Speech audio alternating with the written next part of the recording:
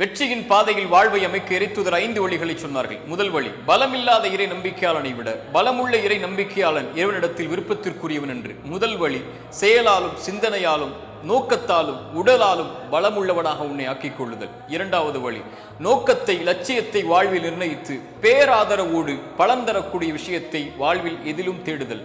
மூன்றாவது, தேடக்கூடிய விஷயத்திற்காக இறைவனிடத்தில் உதவி தேடுதல், அவனை தவிர யாரும் கொடுக்க முடியாது என்ற நம்பிக்கையில். நான்காவது, பலமுள்ளவனாக இருந்து பேராதரவோடு ஒன்றை தேடி இறைவனிடத்தில் அதற்காக ஒப்படைத்து உதவி தேடி விட்டால் ஒருபோதும் அந்த இடத்திலிருந்து பின்வாங்காமல் முன் செல்லுதல்.